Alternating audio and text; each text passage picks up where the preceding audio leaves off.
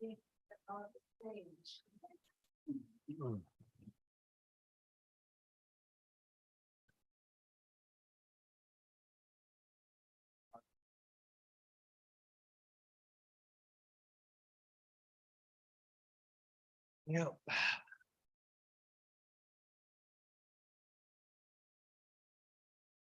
Okay, the candidates are seated. And so I will say good evening and welcome to everyone to our first SVCA sponsored candidate forum. I am Gail Chiarello, the chair of nominations and elections, and helping out tonight are two members of NNE, Rob Gibbs, who will be our timekeeper, and Karen Borchert, if you would please wave so people will see you. And I also want to introduce Joanne Jensen, if she would wave. And our new staff member, Kyle Kaltenbach, who is at the welcome table at the back, and Morgan Libby, who is in controlling the technology tonight. There's Morgan. Okay, so just a quick question. How many have already received their ballots? Raise your hands. You know, this is really fantastic. And it's something that NNE took on early because of the late ballots arriving last year. We were able to get Unelect to print them very early. So a couple of announcements. Due to a printing error, voting instructions on the back of the ballot contain an incorrect reference to a fourth board candidate. The ballot is correct. Ballot on the face page. But to be clear, there are 3 openings on the board. Vote for no more than 3 board candidates. Voting for more than 3 board candidates will invalidate that particular vote. So just a warning there. Tonight's forum is being live streamed on the Valley's YouTube channel. Can be viewed later for people who can't be present tonight. On the welcome table there by the front door, there were 4x6 cards where you could write out your questions and leave them in a box on the table. And then we have another table of candidate literature. I don't know if I don't see very much there. I don't know if the candidates left literature on that table. Okay, there'll be a 5-minute break in approximately 1 hour. And then we'll collect any questions that were deposited at the welcome table. So tonight, the focus is on candidates for the board. Candidates are seated according to ballot order. I'm going to introduce each candidate very quickly. Lori Robinson on the left, if she will wave, followed by Keith McLean, followed by Josh Bowen, followed by Tom Red, and followed by Mary Stidham. Let's applaud all of the candidates because they have stuck their heads out to try and do the work of the community. And now I'll ask, as we go forward, no more clapping or applause or cheers or whistles until the very end of the evening, so that we give the candidates full opportunity to share their views. Okay, before we get started, please mute your cell phones. Questions will be timed. I have 2 timekeepers, Rob here, who will be using his phone to keep track of accurate universal time, and Karen, who will hold up a sign showing when you have 1 minute left to speak, 30 seconds left to speak, and when you should finish up. Candidates who exceed their time allotment may find that the time that they exceed will be deducted from their closing statements. So try and keep it tight. It's okay. Yeah. All righty. Okay. So we have the first question, and we'll begin with Lori. When we get to the second question, we'll begin with Keith, the third question with Josh, etc.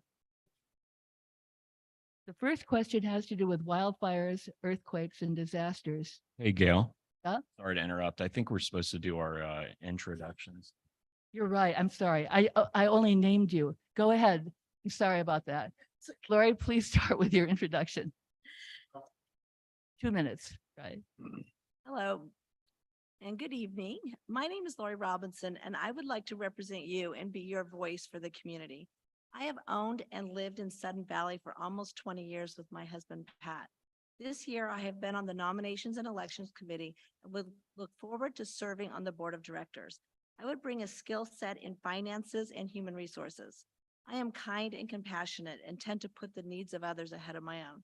I'm a workhorse, maybe too much of one.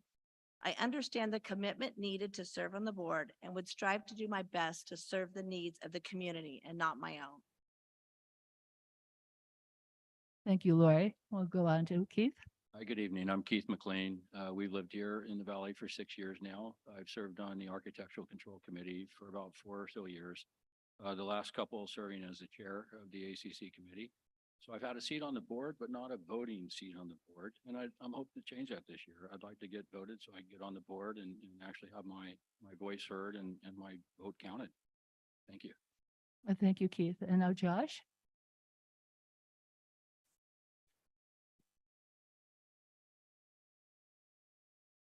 You ready? Sure.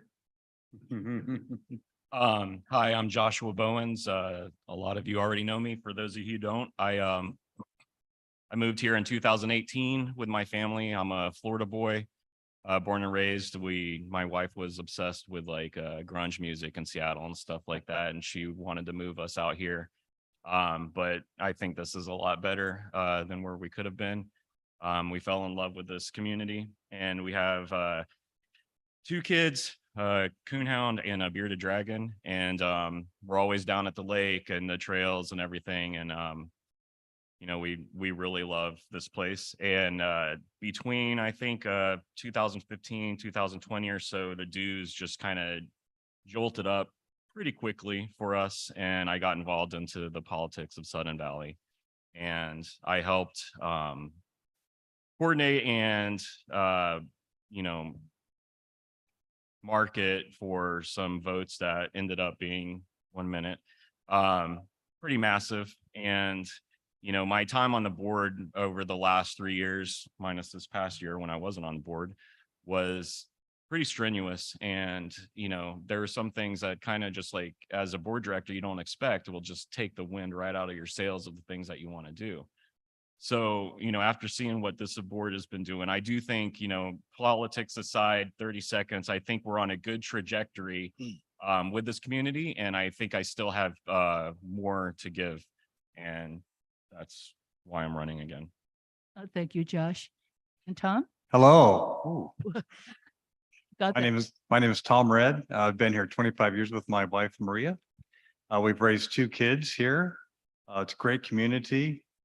This is all brand new to me. I haven't been on the board. I do have lots of production management experience. I like balancing budgets, working with people, a great team player, get along well with everybody, regardless what side of the political spectrum you're on. And kind of going off what Josh said, we saw the dues go from 70 to 140, and then instantly there was talk of them going to 300. And I think that really riled up a lot of people. And from then on, I've been pretty active behind the scenes. And, I don't think a lot of people here can afford $300, $400, $500 a month in dues. A lot of people can, most people can't. So I want to be part of that. And I want to make sure we don't elect people to the board who would like to see that happen. So here I am. Thank you, Tom. And Mary? Hi, my name is Mary Stidham. After pining and researching and looking for the perfect place to move for many years, I moved to Sudden Valley in 2018. Right after I purchased in here, we were asked to pass a special assessment. And my question right out the gate was, why was the recreation things not planned for, which is what the special assessment was for. And that kind of got me involved in Sun Valley politics right from the beginning, because it became clear that certain things hadn't been budgeted for, and the money needed to be managed better. Then I found out in July of 2018 that a law called Wakiowa passed, that allowed the budget to be set, or the dues to be set by the budget without a vote of the membership. And that really concerned me. And so I got involved and tried to have pre-existing HOAs removed from that law. That didn't happen, but I have stayed very interested in Sudden Valley. I no longer live here. I did move out of Sudden Valley a year and a half ago, but I am a real estate agent and I sell homes in here. And I still own my home in here, and I have a passion for Sudden Valley, and I really care about it. Thank you, Mary. All right, now we'll go on to the questions. Yeah, set the timer, and now you'll have 3 minutes for these questions, and we will start now with Keith. Back to the wildfires, earthquakes, and disasters. Given that the association has neither legal authority nor trained staff to support emergency planning, these duties are reserved to the government. How can the board best support members in becoming better prepared to deal with wildfires, earthquakes, and other disasters? 3 minutes.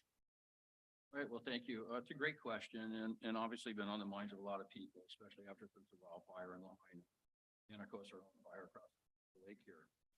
But I said before, the board is in a unique position. Excuse me, the board is in a unique position to support, I think, the committee for that. I believe we do need that. I believe that the board should sponsor possibly a joint event with South Whatcom Fire and the emergency preparedness. Maybe have a fair day here or something like that. Lori just had an event a couple nights ago, Wednesday. Did you not, over at Yes. the fire department here? So those kind of things I believe that we need to have. It might be even possible to stage like a mock evacuation here. You know, just to see, we need to see what's going to happen. Like, we're not only concerned about fires here, but if there was an earthquake, it could also be shut off. We only have 2 ways in and out, and it could be shut off that way. So there is a plan. I know they do have a plan, but the rest of the valley needs to know that plan. So I think it'd be great if we sponsored something like that. And whether that's financial, you know, a financial contribution or a space contribution, and either it's a day event or a 2-day, a weekend event, a safety fair. So we know the evacuation routes out of each gate.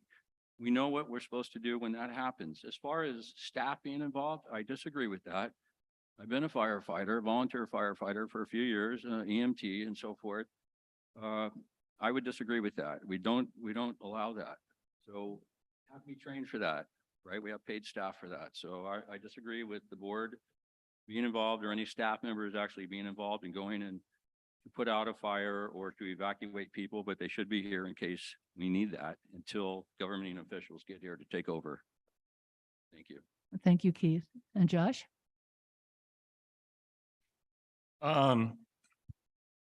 So yeah, I mean, our sheriff's department and the fire authority, they're the ones who are going to do the heavy lifting, obviously, with emergency preparedness. I do think that, you know, our staff can stay up to date with the sheriff's department, DNR and everything, and actually have maybe like a better portal on our website for information that can go out. You know, I think there's a lot more to emergency preparedness than just like obviously regular emergencies. I think people should know about fire suppression in their homes, and you know, what is it, like 3 minutes it takes to you get to get out of your house if there's a fire, 4 minutes like your house is completely engulfed. I mean, it's pretty yeah, it's pretty scary stuff, but I think as long as we have the resources there on our site, and you know, these things could go out in e-blast and stuff like that routinely, and people know where those at, they're in their welcome packets and everything. I think that's great. I don't really agree with having a committee.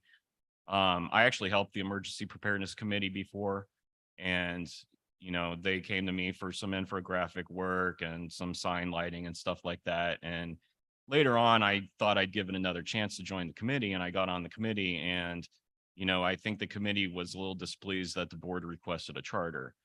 And in theory, I mean, it's just a way to say, hey, here's our goals. And, you know, I think that's really good when you're talking about the livelihoods of people in our neighborhood.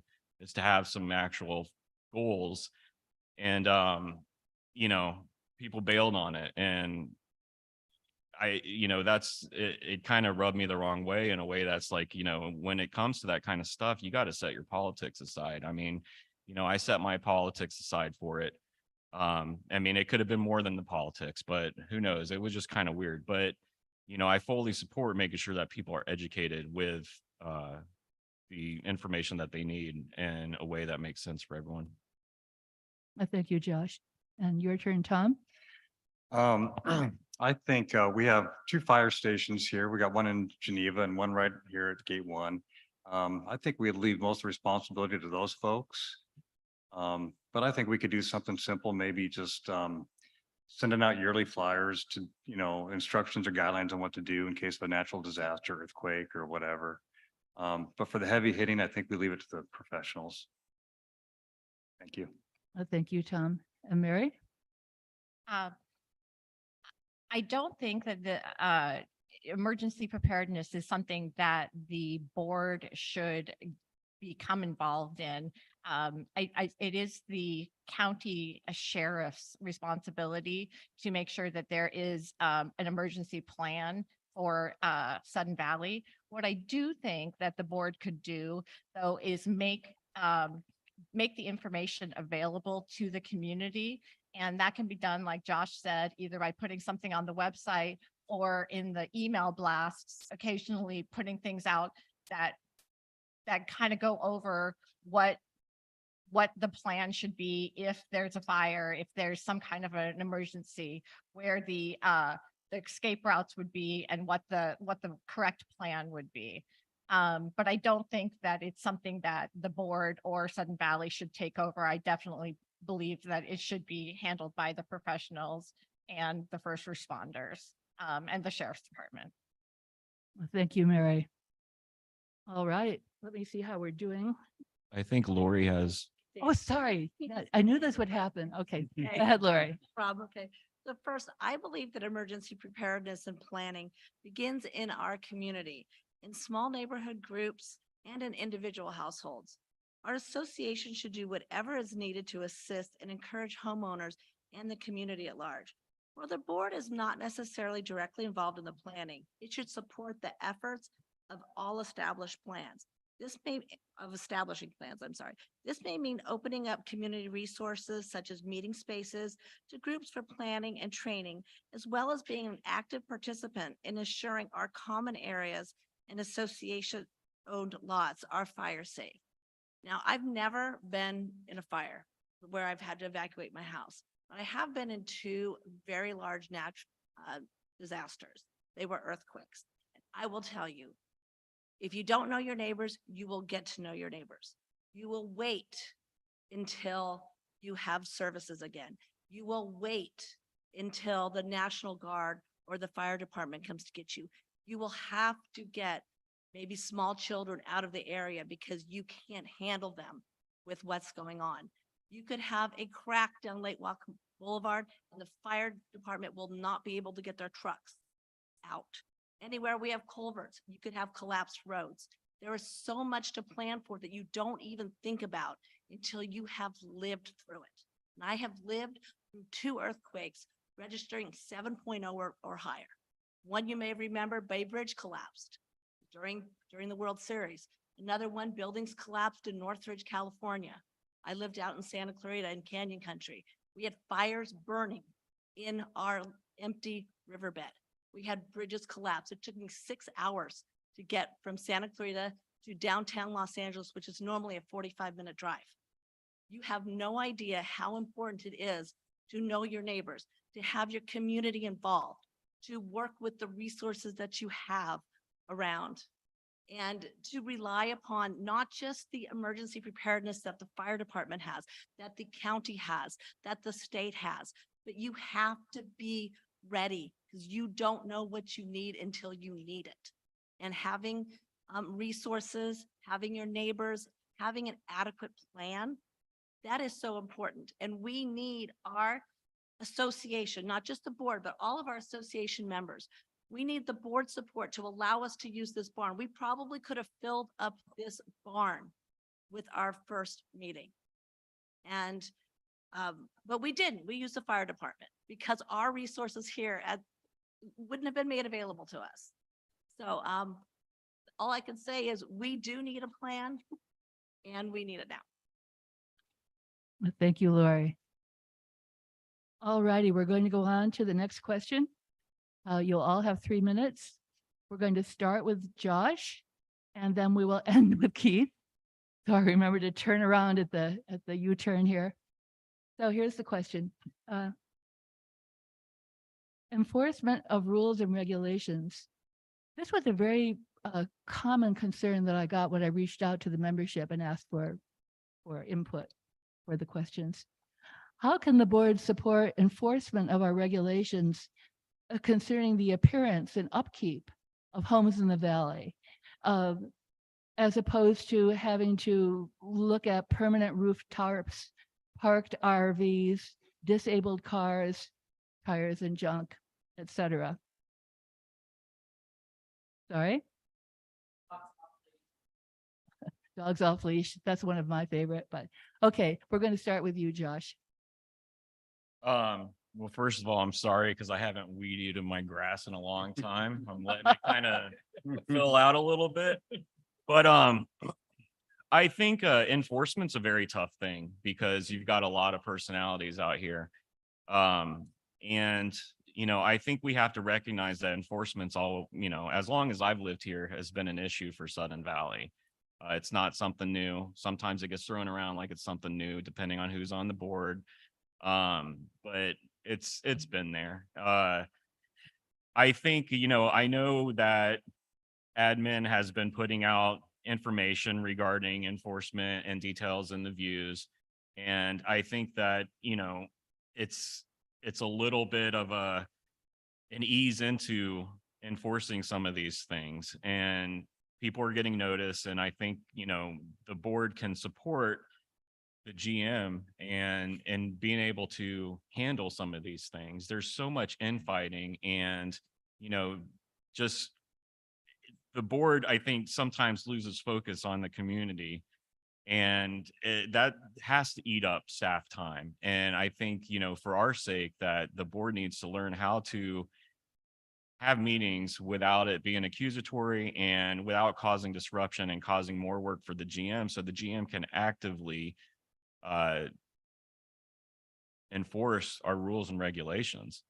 As far as board support, I mean, if you guys see something, I think that's always good to put out awareness. Like, there's the signs about helping keep Sun Valley clean and stuff like that. I mean, it's just a little things. The more that you can do as, residents around here too, is helpful. But, you gotta ease into that. And I think that sending out notices to developers when there's issues that are happening, to let them all know that, hey, we're kind of seeing this stuff around the neighborhood.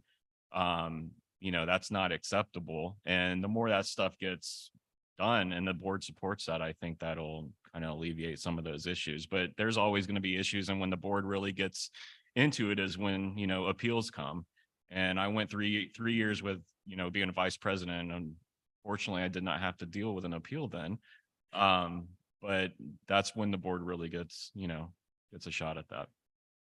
Well, thank you, Josh. And Tom? Yeah, I'm not really sure how involved the board should be with enforcement, but I certainly think they should work with the general manager and maybe talk about things behind the scenes. And obviously they should lead by example and have a clean house, clean yard. But yeah, as far as enforcement, I don't know if it's really the board's responsibility, individual enforcement. Okay, well, thank you, Tom. And Mary, do you want to weigh in? I think that enforcement of rules is actually really good for all of us and for the community, because it'll increase our property values if the community is looking great. And the way to do that is by enforcing rules when there are issues that are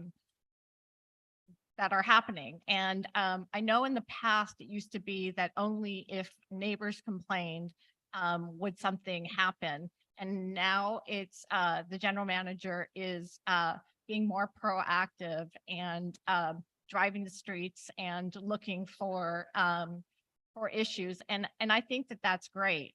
As a board, I don't think that that's something that we should be, too involved in. But I do think that, we should support that the general manager, um, enforces the rules. I mean, they are there. This is a homeowners association. It's something that we should do. But again, as a board member, I would support it, but not necessarily think that we need to be involved in it. Thank you, Mary. Okay, Lori. I think the board should lead by example.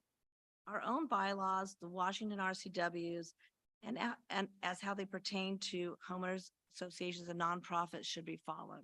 But we do need absolute compliance. And as for homeowners out of compliance, there's not a flip the switch solution. It has been a bit since our CCNRs have been enforced. Homeowners in violation should be contacted in an empathetic manner. The reason why they are out of compliance might be really telling. Perhaps they've been ill or injured. Knowing the why is a first step to bringing our neighbors into compliance.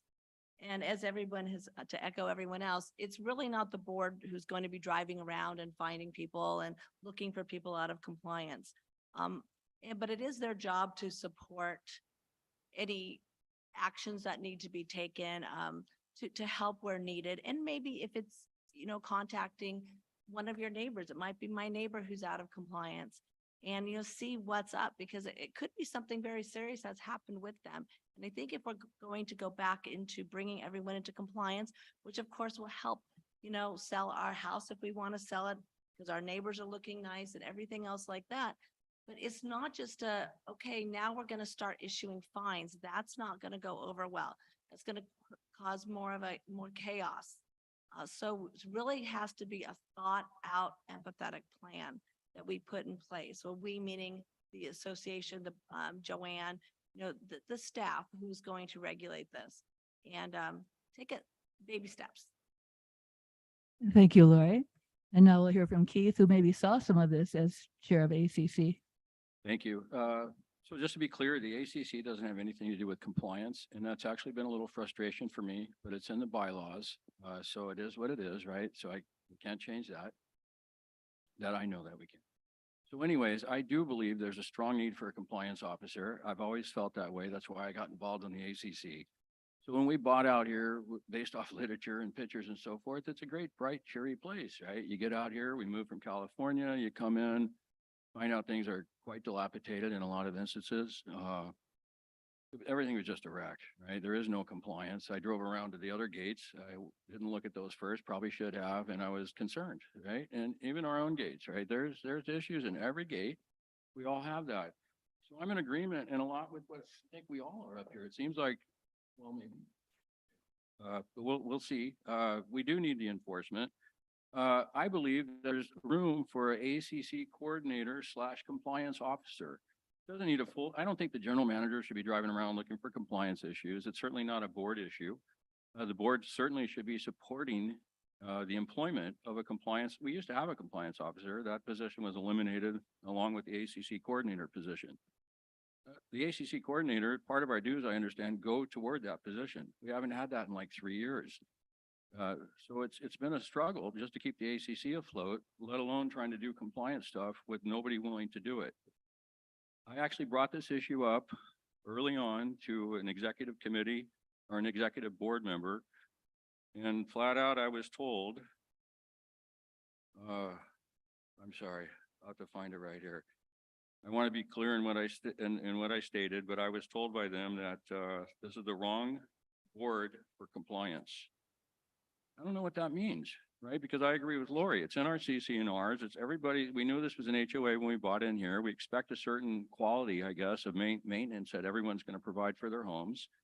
And that's expected. And we're not supporting that. We're not even allowing that to happen on a good quality pace. And I think we need to do egregious violations first and foremost, and definitely agree with be empathetic about everybody, because everyone does have different issues and we don't know why you know, they're in the predicament they are, why they can't maintain their property, but I think we should be helpful and directing them in the right way to help. There's organizations, volunteer organizations that are willing to come out to people's house, help them clean up, help do whatever, you know, there's people that could help if we knew what the problems were. That's all. So I agree. We need it and we need it badly. Thank you. Thank you, Keith. We're going to start with Tom, and I want to remind our candidates, this is an instruction I got when I started attending the board, treat these mics as if it were an ice cream cone. You've got to get your lips close to it. Don't lick it though, it's not too tasty. So here's the next question. It's getting weird, Tom. Yeah. All righty. Okay, this general topic is called board decision making. On May 23rd, 2023, Sudden Valley announced the retirement of our current director of golf, who's retiring at the end of the year. How do you feel the board can best involve the community in decisions regarding the future of the golf course? We'll start with you, Tom, 3 minutes. Well, I'm not sure how interested all the members would be about hiring a new general manager for the golf course. Maybe the golfers would be, but I don't believe they've been involved in the past in those decisions.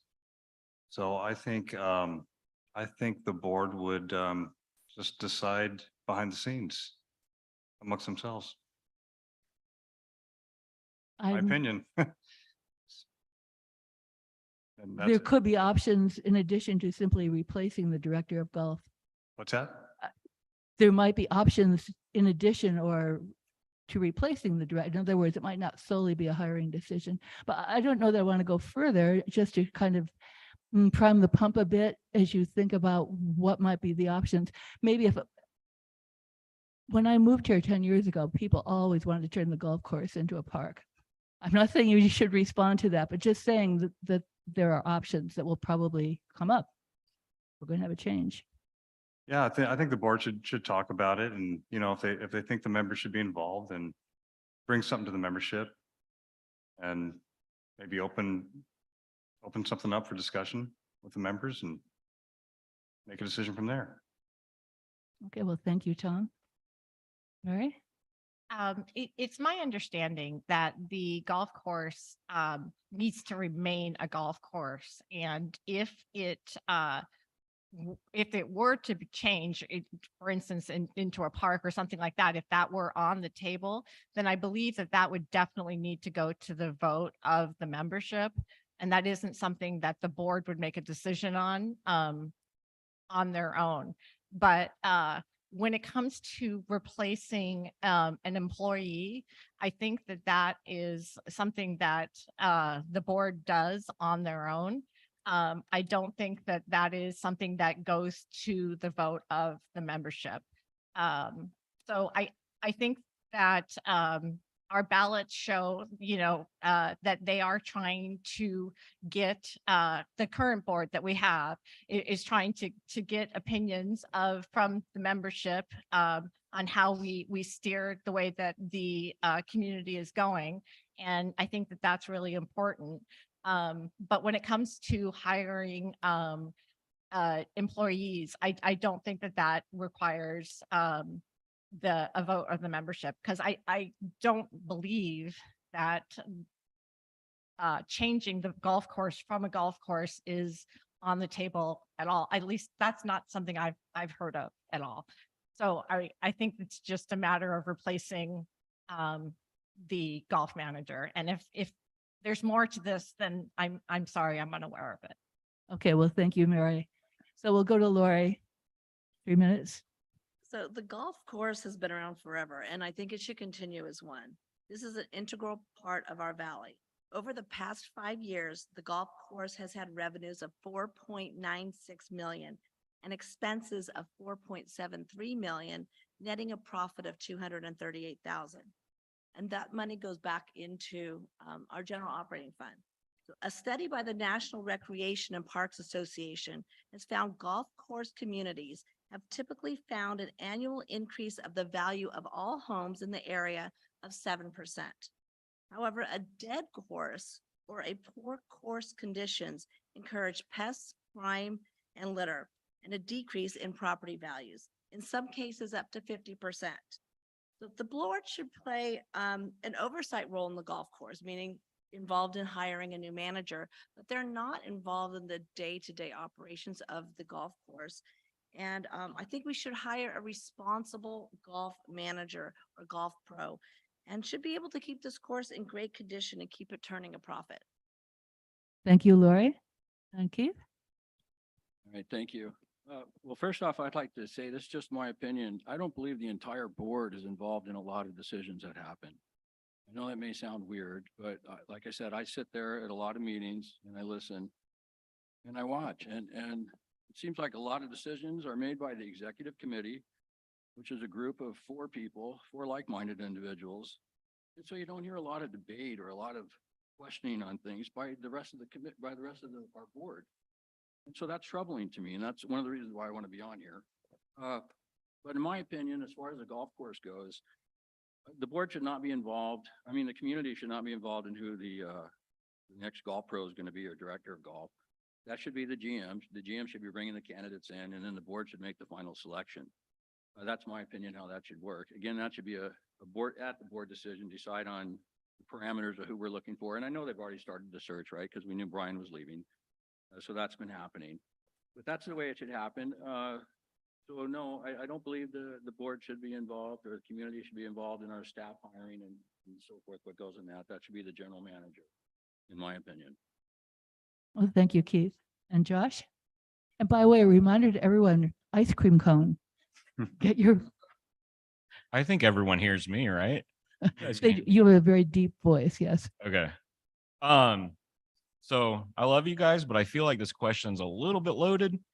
It is a business decision of the board to hire the, whatever happens, if it's a new golf director or if it's a management company or whatever would happen there. It is in our CC&Rs that it has to be golf course, or it has to go to the membership to change or sell or whatever.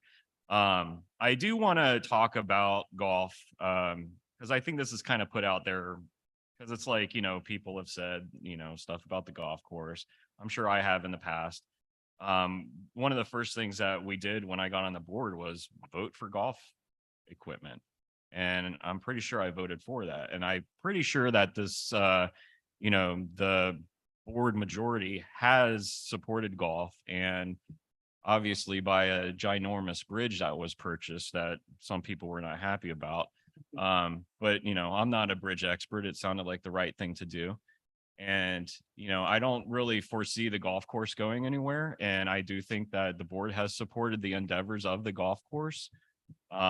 So I do feel like this question's a little bit weird, but I totally get it. And that's all I have to say about that one. Okay, thank you, Josh. All righty, well, how are we doing on time? We're actually doing extremely well. I think you may not be using up your full 3 minutes because I have about 20 minutes to 8 right now, more or less.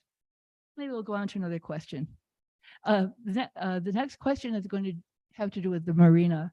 And again, when I sent out a request for input from the members, what they'd like to hear about, this was actually the most popular topic. And it's also currently on the ballot. So the board is proposing to fund the replacement of the Marina wet slips with a mix of member funding, which would be all of us, and an increase to the wet slip rental fee. Do you support this proposal? Now, where am I in all of you? Is it Mary's turn? Yes. Yes. Yeah, Mary. I think that what went out on the ballots is wonderful. And I think that it should be a vote of the community, how the wet slips are funded. I don't think that it's something that the board should make the decision on their own. I think that it's something that the community has a right to give their opinion. And I'm really glad that it went out on the ballots so that the community could give their opinion. And I think that's wonderful. I think that we all need to decide what we want this community to look like. I think we all need to decide what amenities we want to have, what's important to each of us, and what we're proud of as a community. And if however the vote comes, then I think that that's what the board should do. Whatever the comes in, from the community, I think that's the way that the board should move forward with the wet slip at the marina. Thank you, Mary. Okay, Lori, you're up. So the advisory vote as printed in the ballot is very misleading. It leads one to believe that the marina is not self-supporting, when in fact, over 90% of the fees paid for marina slips and dry storage is funneled back into the general operating funds to support staff salaries, parks, maintenance, and other general needs. Given that for the last so many years, the association relied upon that 90% to support general operations, it should be the duty of the general operations fund to maintain the marina. And I question, do the docks really need to be ripped out and fully replaced? I have not seen any documentation from an outside professional which say with certainty that the entire wet slip area needs to be removed and replaced. If the entire amount of the fees collected by the marina were kept in the marina for use on upkeep, maintenance, and future dock replacement if needed, there would be enough funds in the marina account to solve any problems which may arise. Now, it has been for years, they've been using marina funds to support the community, because the marina is part of our community. If you look at any realtor's page when they're going to sell your property, they list marina. You look at our webpage, it's got the marina on it. You look at the slides from the 50th anniversary, how many pictures of the marina were on there? The marina is definitely a focal point of our community. Now, I don't live in gate 1. I'm in gate 3. I don't have water access, but I can tell you, I sure do benefit from having the marina in my property values. And do I use the marina? Yes, I do use the marina. I'm a marina user. I've been a marina user for years. And I don't mind that parts of most of my marina fees go towards the general operating fund. I just think we need to be clear with the community that that is what's happening when you vote on this advisory vote. And is it an advisory vote? Our budget was prepared using option 1. If the advisory vote goes any other way but option 1, how are they going to come up with the deficit now in the budget? Is it really an advisory vote? Are they really asking for our opinions, or have they made up their mind when they made that budget? Well, thank you, Lori. And Keith? Wow, I think Lori is looking at my page. We didn't get together on this, but we share a lot of interesting things. I basically agree with everything Lori said. I would just like to head off the wait. So what I was saying was I didn't realize that wet slips were in dire straits either.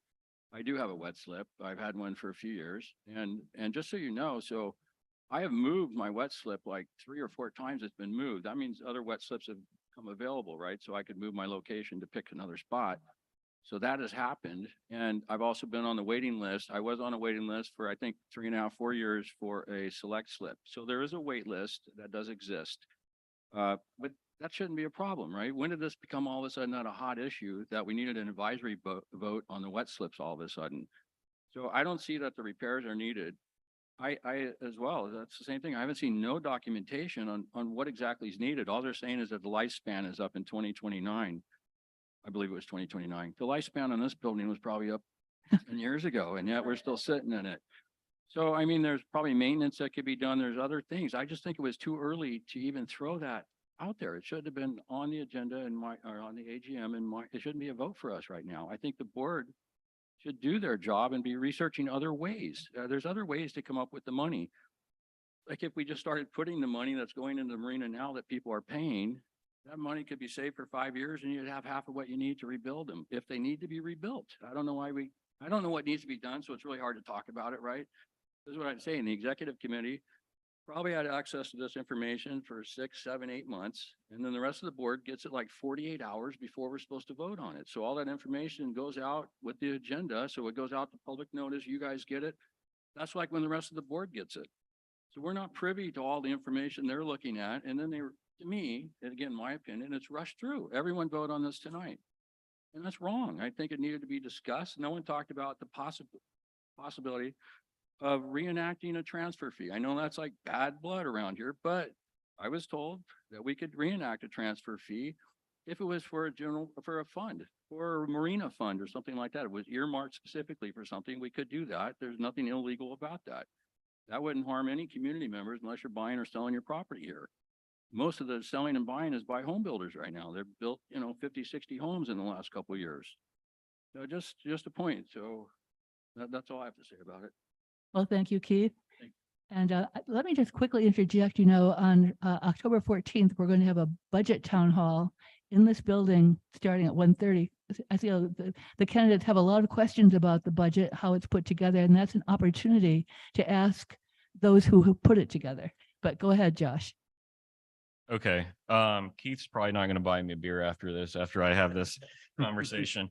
But from my understanding, the board voted unanimously on the budget, right? This time around, everyone's in on the budget. I just want to make that clear. I'll probably never own a boat in my life. I would love to have one. So I can't imagine what it's like to have like a wet slip down there and, have that experience. But I am empathetic towards the people that have the wet slips and are looking at, these increases. I'm also empathetic to the membership, and I don't agree with having a special assessment for something like that's so exclusive. And I mean, that's just my opinion. I mean, I'll probably get torn up in the comment section, but I just think it's such an exclusive thing. It's not like golf, it's like I can go play a round of golf if I want. I used to play golf. I totally don't look like I would, but that's one of those things. And I'm also empathetic to there was a gentleman who came to the board meetings like earlier this year, and he was asking about placement and, for a wet slip, and the guy's been waiting for years. I think there's like 50 or so people on the list. And, I don't know anything about lotteries for that kind of stuff, but that might be something that has to be looked into too. So, I think it's just a fairness thing. And I see a lot of comparisons between this and golf and stuff like that, but I think it's a totally separate issue. And, about the Marina, there's a lot of comments about getting rid of the Marina. That was something when AJ and Steffi and I ran a while back, and, that's totally not the case. I would not want to see that Marina go anywhere. I'm down there all the time. Me and my kid have a little RC boat, and we go down there and run the wakes on the water down there. And it's so beautiful and serene. And, when you're having a stressful time on the board, you just go down there and be like, okay, yeah, this is pretty cool. But yeah, I know it's definitely a tough thing. I don't support doing a special assessment, as a member, as a board director. From, what Lori said about it, the budget, I don't think that starts right away. But I would be curious to see what the advisory votes bring in. And I would like to have a discussion with the board on the matter versus saying, hey, this is what I'm doing right now, because, kissing and telling right now before the future is a little premature. So. Okay, Josh. So we'll hear from Tom next. My understanding, and forgive me if I'm not 100% accurate on this, but I believe we're asking the members to pay 1.8 or 1.9 million to replace 88 slips down at the Marina. So that's members' money going towards 88 boat owners who have those slips locked in for years. And the bottom line is I absolutely do not support the members' money going towards replacing those slips to benefit those 88 boat owners. Well, thank you, That's it. Tom. Thank you. You're very clear. All righty. Well, I think. Sorry. That wasn't a question. I'm not going to sit here and argue with Yeah. you, ma'am. Yeah.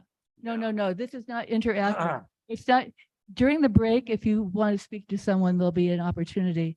And we might be at the break. Let me see. Actually, we're just doing so well. You guys are, you must have practiced. That was good. All righty. Well, we have 2 or 3 options right now. We could do another question. We could, well, we will certainly do something. It's not we're going to do nothing. We could do another question. I have another question. We could go home early after the next question. Or we could do what's called the lightning round. I've been part of and also moderated a lot of lightning rounds. These are questions that are answered yes or no. Because I've done so many in the past in Seattle, I came with the cards that you would hold up. I have not been authorized to ask the lightning round questions. And that is a slight problem for me because I believe that I was elected independently of the board and that NNE has some independence. But I'll also add that nothing in any of our conversations or discussions of how to do these forums has wanted to create trick or gotcha questions. However, as a non-voting member of the board, I'm not up to speed on all of the ins and outs and what have yous. Remember those of, of what we can do legally and not legally. And I don't want to be responsible for misleading anyone. On the other hand, these are questions where you don't have to say anything. You go yes or no. So what I thought I would do on that one is simply ask for a show of hands from the candidates. Would you like to try a lightning round? There would be 10 questions. You could wave your sign back and forth. If you didn't want to answer, you could sit on it or you could answer. It's lively. It's sort of interactive. So I see 3. I have a question. Oh, you have a question. Okay, Josh. All right, see, this is good, right? We're all kind of getting warmed up here a little bit. Yeah. I think we had a question that we were supposed to come up with. Well, yes, and I'm not going to drop that one at all. No. Oh, so we're just kind of, Yeah, we're right now, we have got, I mean, this forum is scheduled to last another 70 minutes. So we have quite a bit of time. The lightning round is a lightning round. It would probably take less than 10 minutes. I fully intend to get to that 5th question. okay. Just making sure. Yeah, no. You liked it. I remember that. You said, Gail, this is a great question. And I better come up with something good, right? Yeah. Well, we'll see.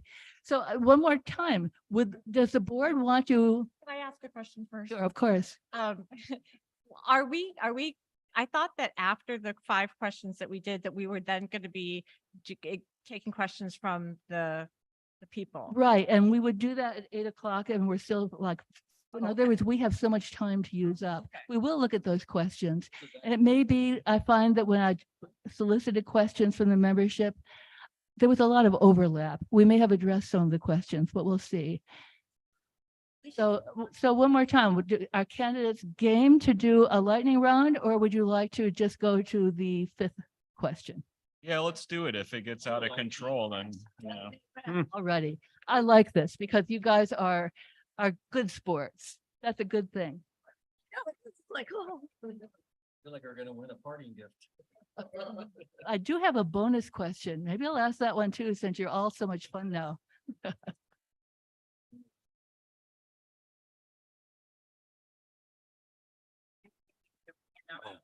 Thank you. no maybes. Yeah.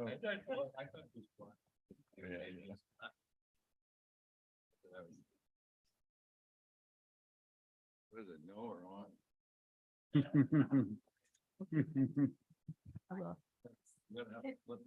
Okay, well, it looks like everyone has their sign. I want to say one more time, you do not have to answer the question. Number 2, yes, we will have questions from the audience that they've written on the cards. If they're duplicative of something that we've already addressed, then obviously we probably would not do those. But there won't be questions from the audience speaking. They'll be on the cards. And now that I've described the lightning round, it probably sounds like more fun than the questions themselves. So, okay. Here's the first question. Remember, you're just going to hold up your sign. That's it. Do your other life commitments allow you to attend board meetings regularly? Whoa, excellent. Very good. Here's the next one. Are you willing to chair a committee? Now Freudian slip. Number 3, should dues remain at or very close to their current level? All right. What a unanimous group of candidates we have. Okay. Should members get first dibs, priority consideration for tables, etc., at SVCA sponsored events? Fantastic. Okay. I'm not sure about that. Well, I mean, and see, that's some like gray area thing. It's a hot topic. These are just yes and no, Josh. You can say, okay. All righty. I mean, obviously, these questions sometimes have deep background, and this is not where we go with the deep background. The next one is, are you satisfied with the current level of HOA, SVCA security, our security team? All righty. We have a decline. That's fine. That's fine. Not sure. I don't know. Okay. Here's another one.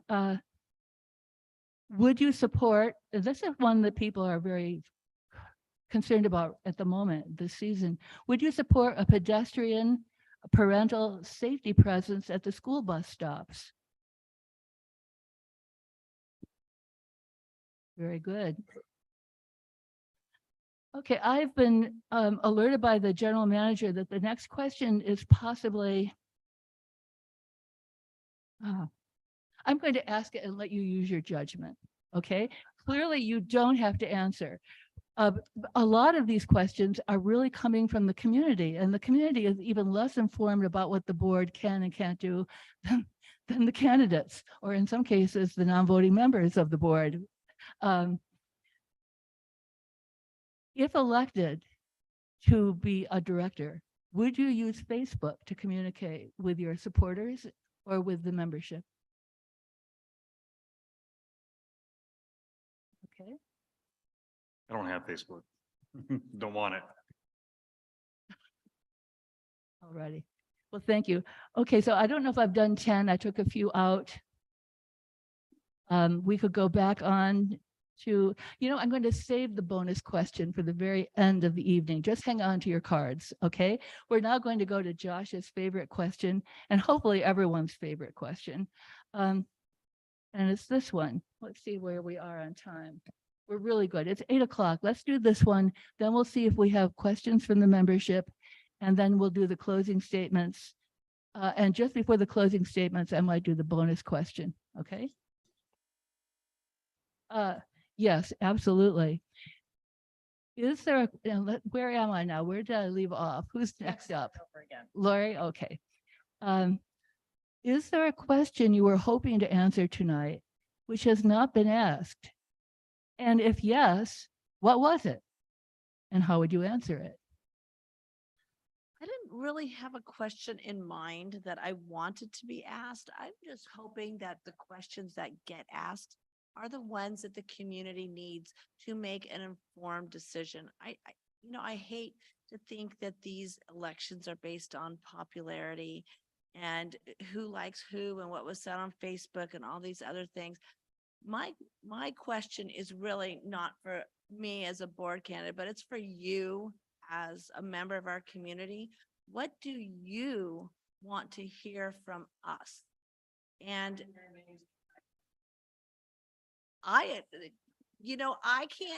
I personally can't make home values stay up. And I don't know that our board can, but we can do everything in our possible in our community to make sure that home values stay at a level that's, indicative and reasonable for the area.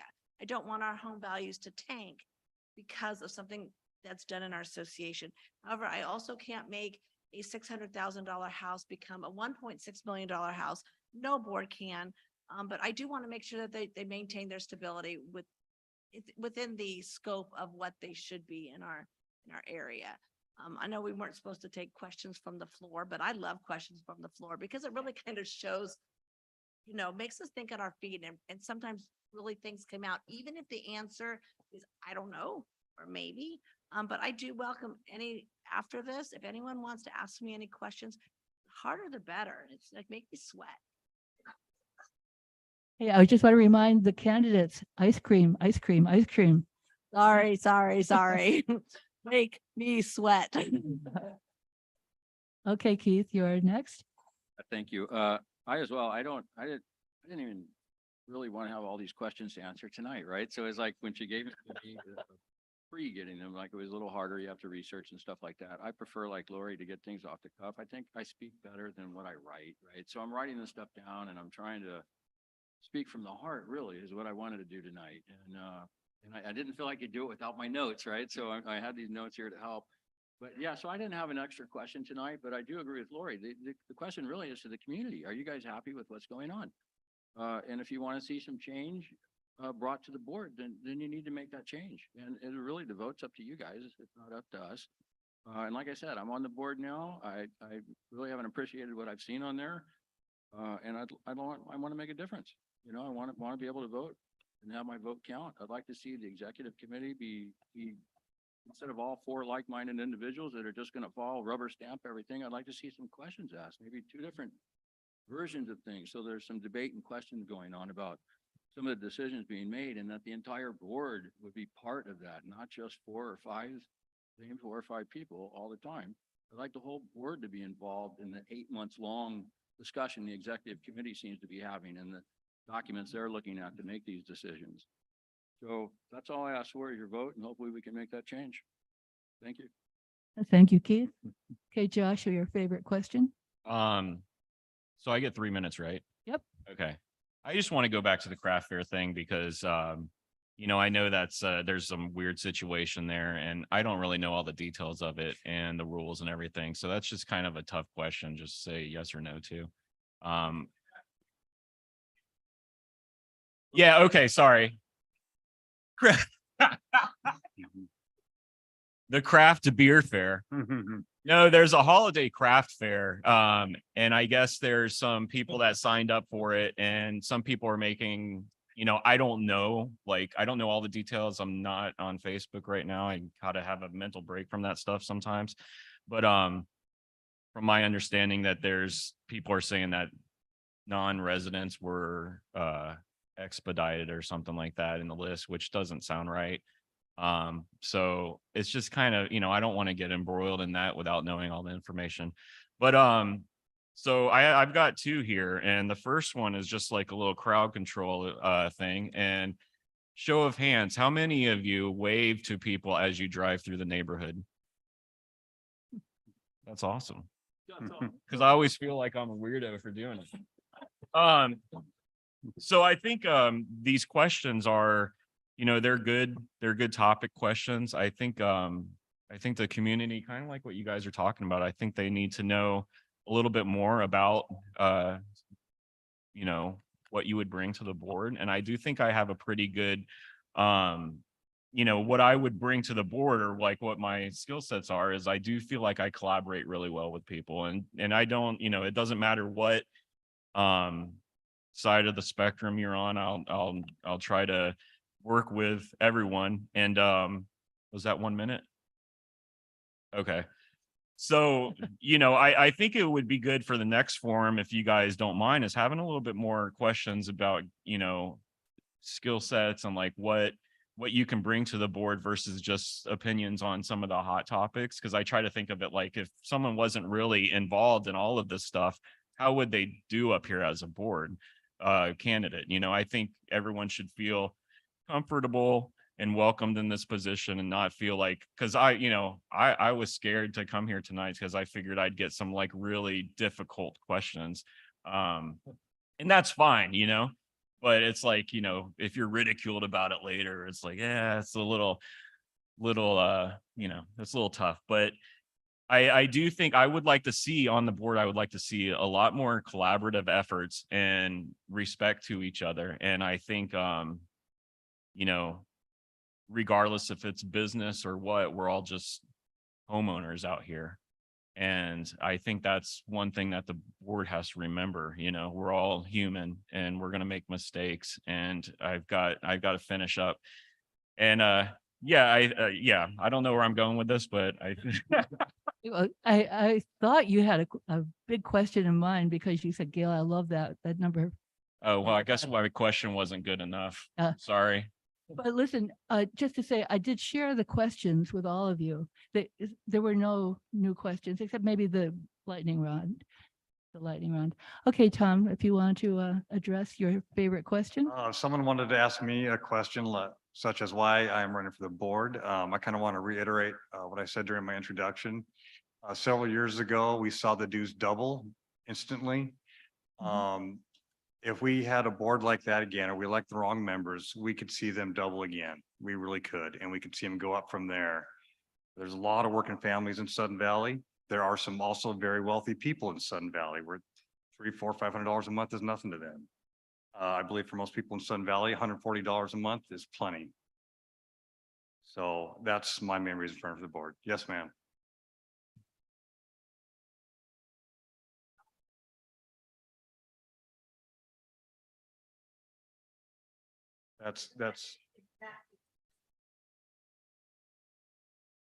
That's true, but the boards can do some really funky things. I mean, yeah, then I don't, Excuse me, but this isn't really interactive yet. If you could wait till the break, you could maybe get more information. yeah, I believe that is in place, ma'am, but the board that was in power 5-6 years ago when the dues doubled, they were doing some very behind the scenes crazy stuff. And we thought, we had it set in place to where they could not crank the dues like that, and they made it happen. So if you get the people on the board that want to make that happen, I just, I don't trust anything. Yeah. Okay, Mary, go for it. So the question that I had prepared for this question has kind of already been asked in the lightning rod and then addressed by other candidates here. But what I wanted to ask is if is what I wished was one of the questions was that if you were elected to the board, would you respect that 7% limit to dues increases annually? And like I said, it's my understanding that Wakiowa, the law that I mentioned in my introductory statement, allows the board to set the dues with the budget. And I believe that the bylaw doesn't protect the members. I could be incorrect about this, but I believe that that's the case. And that's why it's very important that who is elected to the board is going to be very conscious of the membership's money and respectfully spending it and spending it in the right places and not spending it in places that the entire community hasn't agreed to. So that's very, very important question. I think that we should all be willing to answer whether we would respect the bylaw that was put in place after Wakiowa was passed. Wakiowa was lobbied for by previous boards, And it really puts us in a vulnerable position. And that's why the members of the board are such an um, important thing for the memberships to choose, because we all have the same goals. We all want a nice community. We want a well-maintained, well-managed community, but the way that that's done can look very different. And the amount of money that can be spent in order to do that can vary wildly. And so that's the question that I wish that we were all asked. And that's the question that I would have liked to have answered and just kind of did. So thank you. Well, great. Just again, a reminder that a week from Saturday, there will be a budget town hall.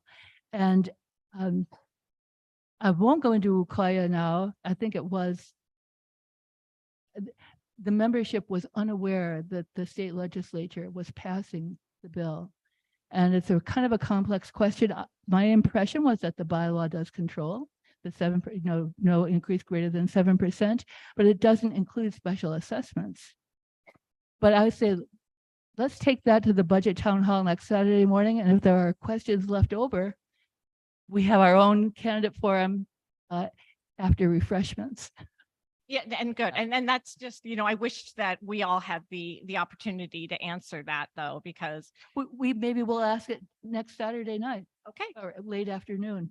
that would be It great. was actually one of the lightning round questions, but I wasn't sure that it wasn't veering into some kind of legalese that I was not comfortable with. So, okay, we're going to take a break. The Nominations and Elections Committee is going to gather up the questions. We have coffee and water. It's not as refreshing maybe as you would hope for, but please feel free to get up and maybe find the people that questions of you so that you can. After this, it's members' questions? Yeah. Okay. Yeah.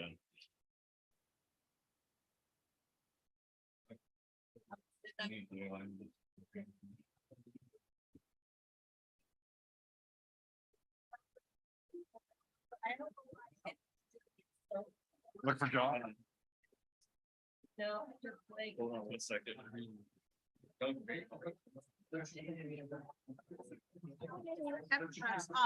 But I just want to give you a pocket of food. I'm explaining the critical section that I'm always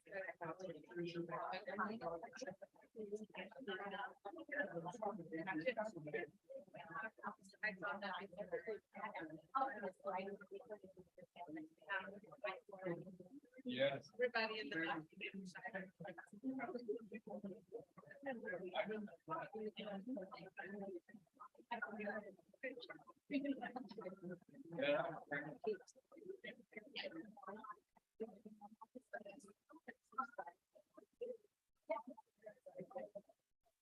Oh, they are. Amen. Another. It's like, yeah. Diana had a talk today at work. They can go up to the office. I think I won't go there.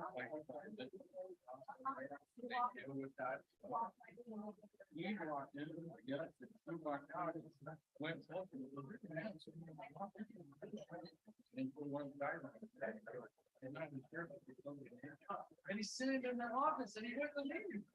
So they had to police and insurance workers. He escalates the situation.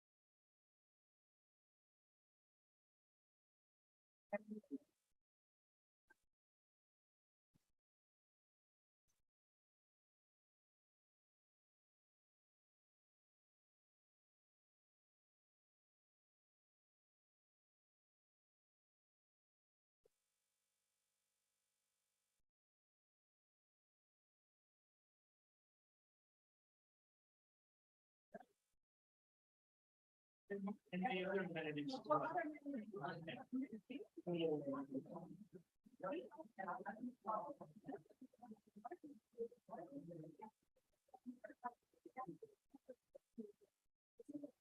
Yeah.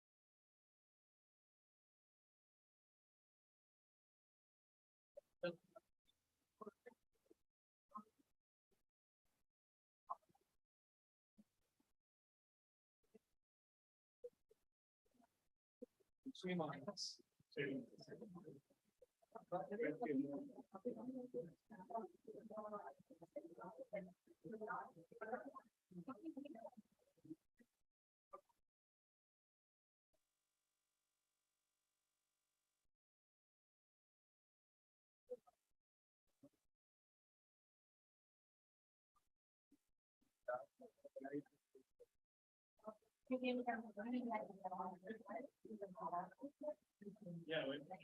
I didn't even see them.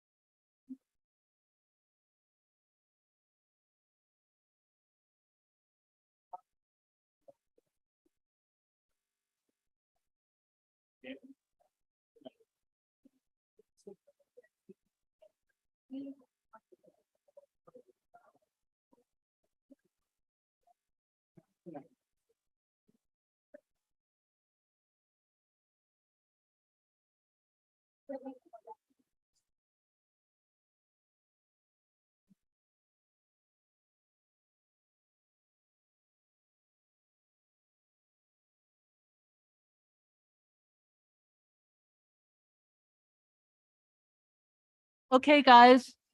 Candidates, back to the table. Candidates, back to your tables. Members, please take seats. We're going to resume. Yeah. Candidates. I'm trying to call the candidates back to the table. Josh Bowens, to the table.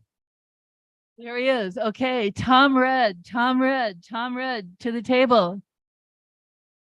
Keith McLean. Keith, good, to the table. Okay, we're only missing, we are missing Tom Red.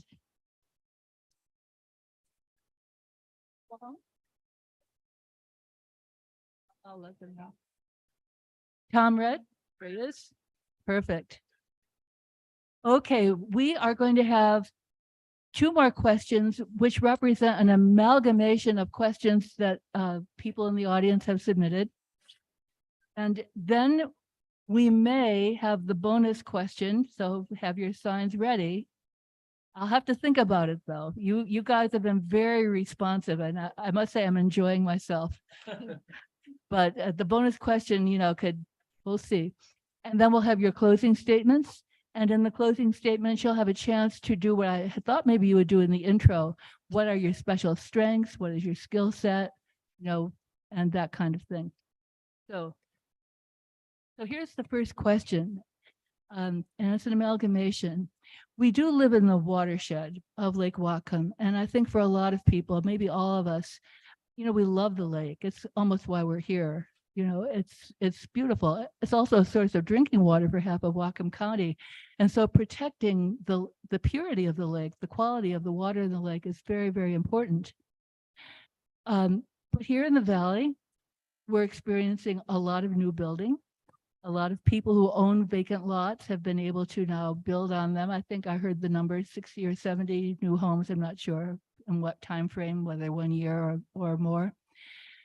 And so there's a conflict between protecting the environment and property rights of people who own a lot, which goes back, you know, almost to our founding fathers and et cetera. A man's home is his castle, his property is his own to do with what he wants.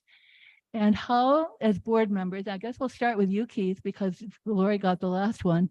How do you see balancing a property owner's rights to use his or her or their lot as in any way they see fit? She may include cutting down most of the trees. I think we're seeing that in a lot of the new building. And at the same time, or versus protecting the watershed. So go for it, Keith. Well, you guys were not using up the 3 minutes. I'm going to give you 2.5 minutes. You guys can handle it. Okay. Well, I'd like to say that the ACC takes a good part of the building part of the question out of the table. So everybody's lot here, you're only allowed to have 35% lot coverage. So that's anybody's lot, and that's with your home. 50% maximum, including your hardscape, your driveway, your eaves, your decks, and so forth. So nobody's lot here can cover more than 50%. And I know it seems like I get that question a lot. Why you're letting them build a mansion, or they clear cut the whole lot? The problem is tree location. So it's hard on ACC. You have to take all this in consideration. And we just recently had a gentleman move his house 5 foot over. You guys don't see that, right? But it's in our meeting. We discussed it with him. The builder agreed that he could move his house 5 foot over to save a tree. You know, so some are willing to do that. Some want to fight, you know, tooth and nail. They don't want to do anything. We also have another good gentleman that's going to be chairing the ACC coming up, Daniel Rodriguez. He is very cognizant about lot coverage. And I love having different ideas and viewpoints on the ACC. It's great. And he is very cognizant about that. So I can appreciate that. And so I know he'll be watching that for you guys for the next couple of years, because you'll be on there. He was elected last year, so he's got 2 more years. But that's really about all we can do, like from a legal standpoint, because someone does own the property. And like I remind people, you all bought lots here, and your lots were all covered with trees at one time too, and they were all cut down to build your home. And so now we're all here. We don't want other people to come here. So it's a tough one, right? So we try to do our best at the ACC, thank you, to let people be aware of what they should be doing. As far as Watershed, we do have water reclamation on property and things like that. So we do have that kind of stuff on our properties. Everybody's house has that. So there are things we're doing. Are we doing enough? I don't know. And we rely on the county a lot for our stormwater treatment and stuff out here for the houses. So that's really not a Sudden Valley thing. The county oversees that stuff. So some of that's out of our hands, but we do try our best. Thank you, Keith. Okay, Josh. What Keith said. Great. Yeah, the watershed and the building, I mean, that's a tough thing because I was affected by that too. Like, I didn't think about when we purchased our home, I didn't know how it all worked around here. We kind of just like, okay, we're moving to Bellingham. Here's the first house that we can find that's actually available. Snagged it up. I think we signed it before we even we kind of signed a tentative thing before we came out and saw it. But there was a lot next to us, lots of trees. And a couple of years ago, they started cutting them all down. And, I was like, oh man, I wish I bought that. But at the same time, that was an available lot. And, the people who have those lots, they someday may want to build on those. And I don't think, what Keith said, it's like, that's their thing. And us individually, we can all do, our part in protecting the watershed, everyone will make a go on next door, you'll know when people are not picking up after their dogs and stuff. So, all those little things, count. And, the development's really tough, but I mean, those people have the right to do that. And, I think that we should be cognizant of how many, as that the trees are, I mean, Keith could answer this about how much, trees can be cut down and stuff like that. But, yeah, I mean, I don't really have anything else to say about that 1 minute. Well, thank you, Josh. And Tom, do you want to add? Yeah, I don't really have a whole lot to say on that. I think as long as environmental laws are being followed and the rules that Sudden Valley has in place are being followed during new construction, then life is good. That's it. Wow, I think 2.5 minutes is way too generous. Okay, Mary, maybe you'll have more to say.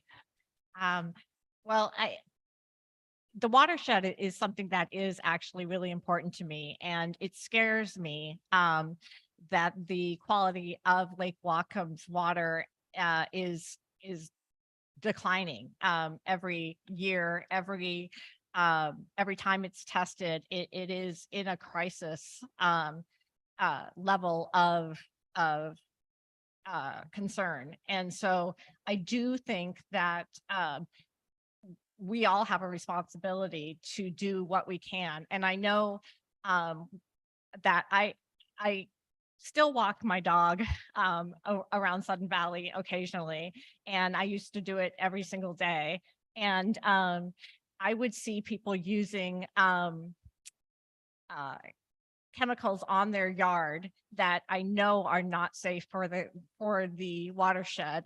And I do think that Sudden Valley needs to do what they can to cut down on that and to really protect our water in every way that we can.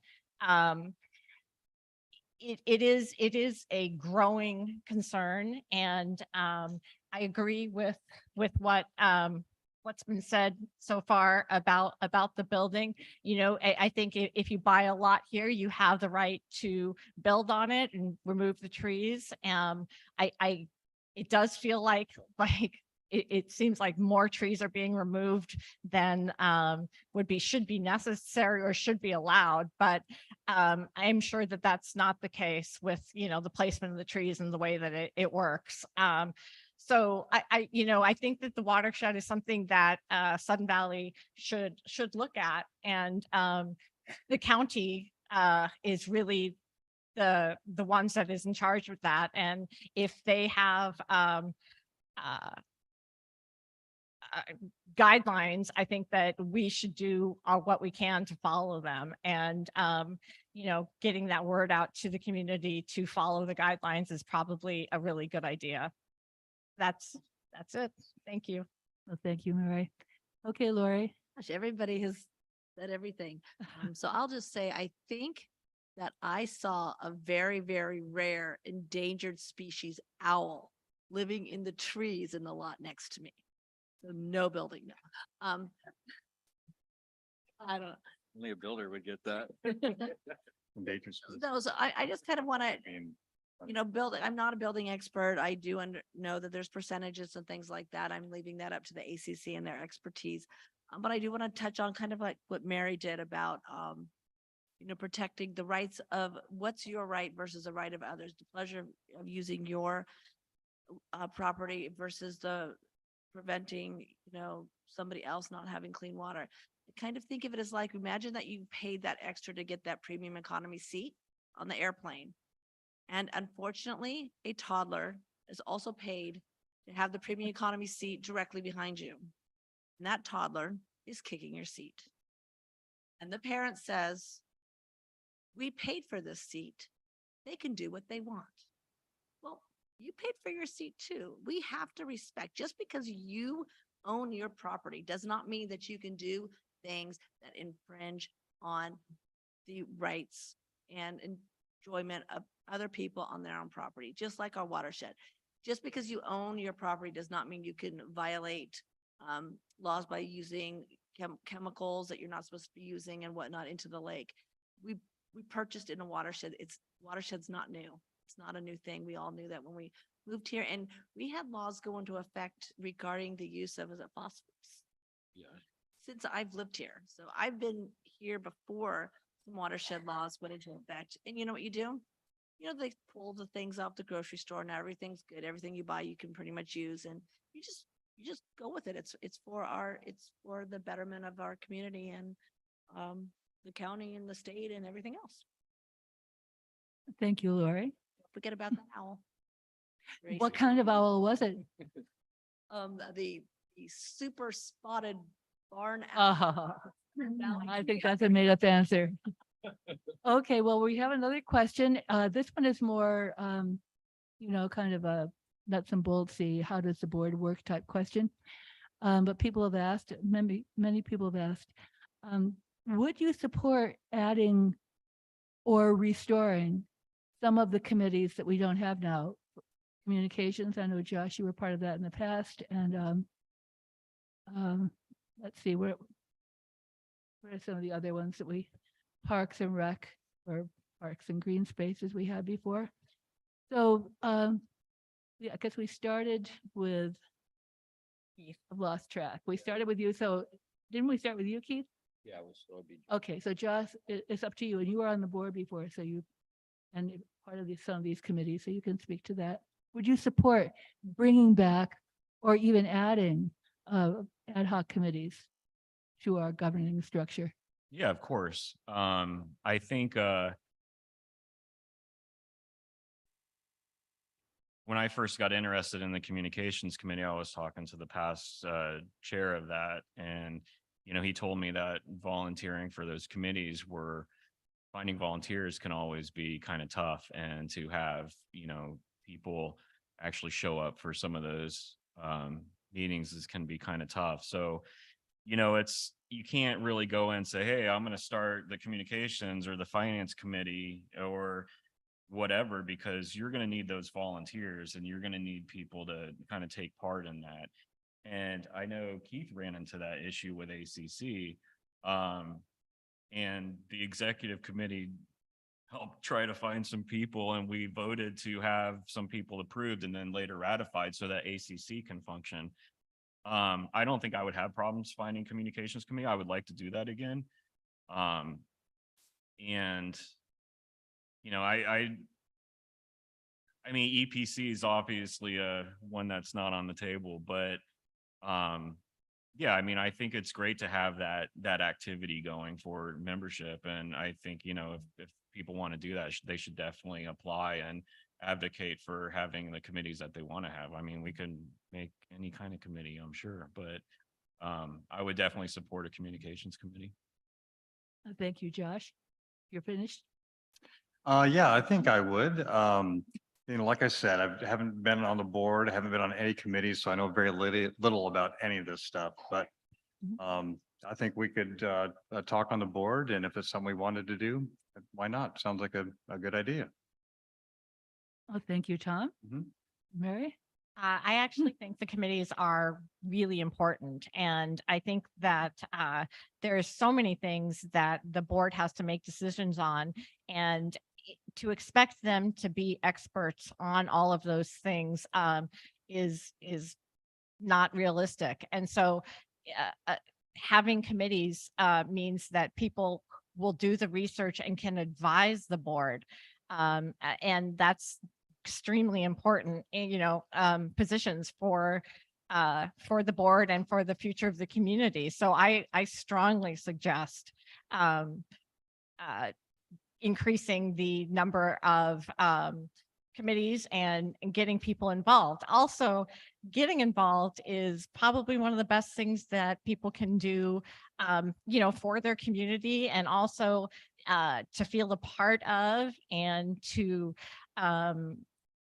make friends and really put down their roots, in this community. So, there's just tons of benefits for there to be more committees, but we need the volunteers to do that. And I think that one thing the board could do would be just to really increase the requests to get those committees in place and to get the volunteers to come out and advise the board.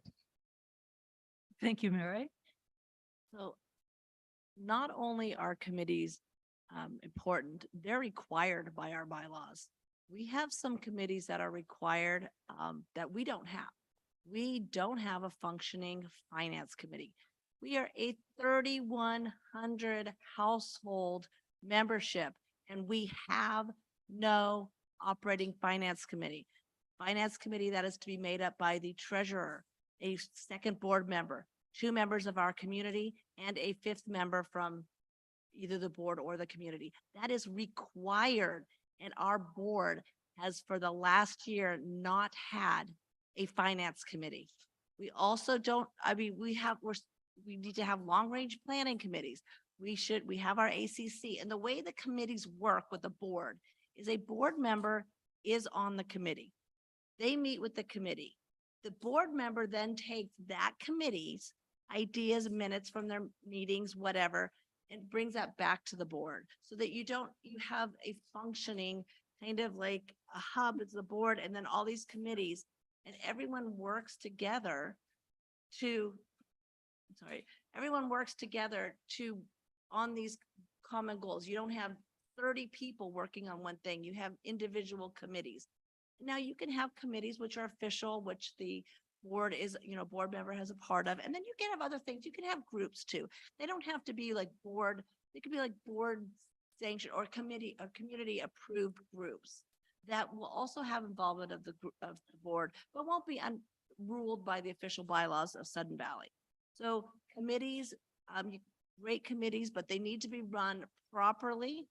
They need to have proper meetings. The minutes need to be shared with the community, and the board needs to have proper involvement.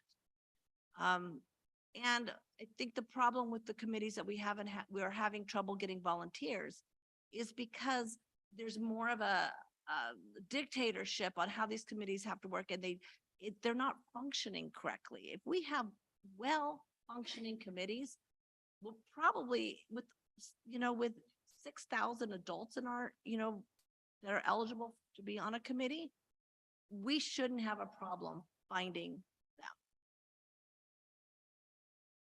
Thank you, Lori. Well, we are now ready for the closing statements. Let me You wanna see. go? Actually, we're getting, did I leave you out, Keith? Yeah. Oh, I'm sorry. Mine's gonna be real quick. Okay, sure. I'm sorry. Okay, yeah, I wanted to say, first and foremost, that the HOA really is this whole community, right? So you don't need the board's approval to start a committee. But I understand it's awesome to have board's approval and sponsor a committee or support that committee. And I believe we fail you guys in that. And again, I'm not a voting member, so I don't speak for the board either. I'm sorry. But I believe we could do better at that, right? We're not supporting any committees right now. And then the ones that they don't want to see, they're definitely not going to support. So I agree with Lori. We do need some of these committees back. I believe it's important for the community to feel involved. Even if we got the parental, like you said, parents and so forth for crossing guards to help. I know that's been a big issue for school buses and things like that. There's no reason why you guys can't do that on your own. We don't need we could offer you a place to meet or something like that if needed, but there's no reason why that kind of stuff can't be done by the community. So that's all I have to say. Okay, Keith. I started with you, Josh, or do you get to speak now? I think I've lost track. Yeah, you Yeah, started with Josh. I'm committed out now. You're committed out. All righty. We could have our closing statements now. Actually, we have used up the time. I think the break ran into a 20-minute break and not a 5-minute break. But it was good that everyone had a chance to talk. That's really part of why we do these. So on the closing statements, this is an opportunity to remind the members who are here and those who will be looking or are looking remotely, why are you running? And as Josh said, he wished to speak to, and I thought that you all might during your opening statements, what special skill set or personal strength you bring. That's pretty much it. And anything else you choose to say. You have 2 minutes for the closing statements. And then I'll debate the bonus question. And in part, I don't have an actual bonus to give you for the bonus question, but I'll be thinking about it while you do your closing statements. So, where do we start? Help me. Start Okay, with me, Tom, yes. go for it. I don't think I have much of a statement. Everyone knows where I stand. I just, let's see, my skills, got many years' experience of balancing budgets. Work very good with people, get along well with everyone, except for hecklers. I don't like hecklers. But I think I would be a good team player and don't have a whole lot of experience, but give me a chance and see where it goes. Thank you, Tom.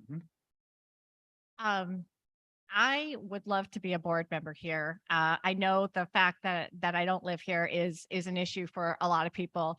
But I do want to say that I most of the people that I work with when I sell property are relocating here from out of state.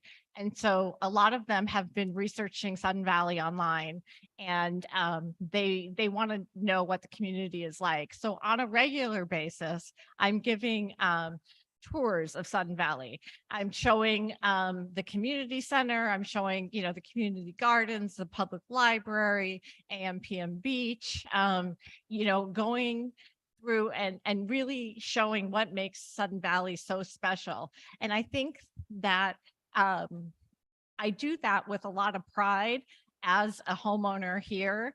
And I would like to continue that and to really have a community to show off that is something that is wonderful, which Sudden Valley really is a wonderful place. And I would love to make sure that it's well managed and well run and in a fiscally responsible way. And it would be my honor to serve this community as a board member.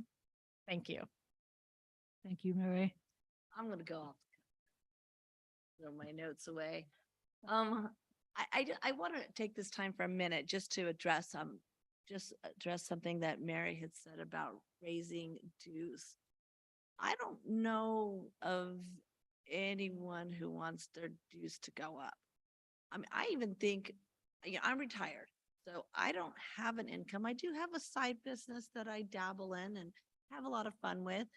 But I would have liked to have seen it been a 3% cap or something like that. And the words of like putting special assessments on to take it way up and double our dues, that's just not going to happen. That's just not going to go over. We'd be lynched, whoever did it. But we have to look at our finances as a whole. And my background is in finance. I was the controller of a local startup real estate company, which has now grown to be worldwide. And I have gotten my fingers in some, trying to scrape pennies together to make payroll, to eventually spending hundreds of $1,000s on conventions. You have to reevaluate budgets every year and look at expenditures and see what they are. So we might have a dues increase sometimes, but it's got to be justified. And I think that if you don't see the results of your money that you're paying, you're going to resent it.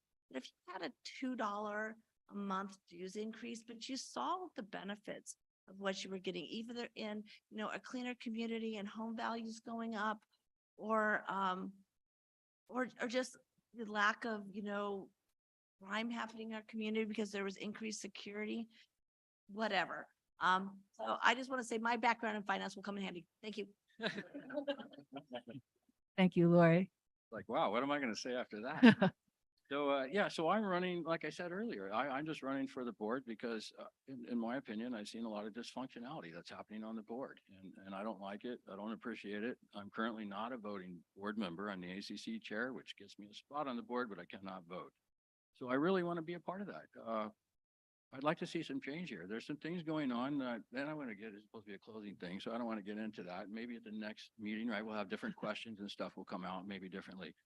But yeah, I think there needs to be some change here, and I'm hoping to make that happen. And as far as experience, I have at a few small companies myself. firefighter, EMT, Swiftwater Rescue, general contractor for over 30 years in California. And before moving up here, I owned my own business there doing construction consulting. I don't know, that's a lot of experience, but it helps in the board and just dealing with people in general, right? So that's where my experience is at, just dealing with people. So that's what I've done my whole life. Thank you. Thank you, Keith. It's my turn. Okay. I was feeling pretty good. Now I'm a little stumped. Well, I thank you everyone for being here. I know I wasn't actually expecting a lot of people based on the board meeting, so you've made it a little bit more intense. So that's cool that there's so much involvement. You know, about the dues increases, I mean, we were hit pretty hard and, you know, there is still, you know, that fear of that type of thing happening. And, you know, I don't want that to happen. I think if we can be around where we're at and continue on a comfortable, trajectory, I think we would be good. You know, I do understand that, you know, from the outside, the board may look like this, board may look like that, but I do know that the board has done a lot and has gone through a lot over the last couple of years. And I do know that their hearts are in the right place. And I do think some of the decisions that they've made have been impactful on the community for the better. And, you know, there's always room for improvement on things. I've learned a lot when I was on the board, and I look forward to learning more if I was chosen to be on the board again. I do think I bring a good energy to the board that's a little different from everyone else. And, you know, I think it's just every once in a while, you just got to remind yourself to be humble. And, you know, we're just homeowners out here, you know, everyone's got their skill sets and stuff. But, you know, I think if the kind of ego's tamed a little bit, I think, you know, this place could be a little bit more cohesive in that fashion. And yeah, that's all I got. Thank you. 15 seconds to go. All righty. Well, I'm going to just say a few words in closing. I'm still debating the bonus question, but do you have your cards ready? Because to this question, if I ask it, there's only one answer. But we're not there yet. So I want to acknowledge that you guys are running. You know, we're a big community. People, as we all know, are opinionated. They feel strongly about things. But to actually step up and be willing to give up some of your life days and life hours and prioritize your commitment to the community means so much. It's where the difference occurs. It doesn't occur standing on the sidelines and kind of doing, I think they call it, I'm not a sports fan, but like Monday morning quarterbacking or something, you know, evaluating the decisions that you weren't part of and didn't try and put forward. So I just really, on the part of everyone here, I think we need another round of applause that you have come forward. And really, I think you're all great. This has been a lot of fun for me and I wasn't looking forward to it. So thank you so much.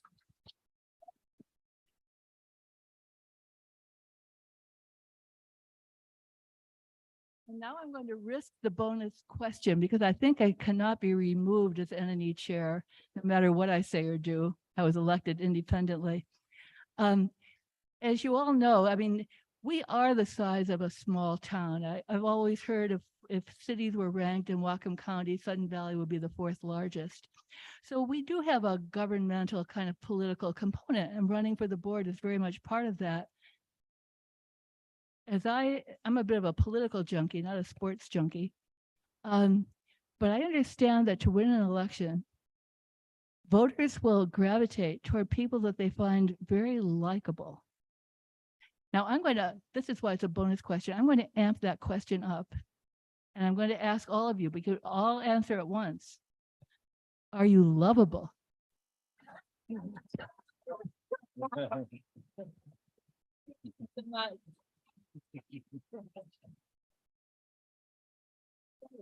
And I can use your signs and the yes, no signs and everything for our next forum. So just put them on the welcome table when you leave. Thank you. Thank you.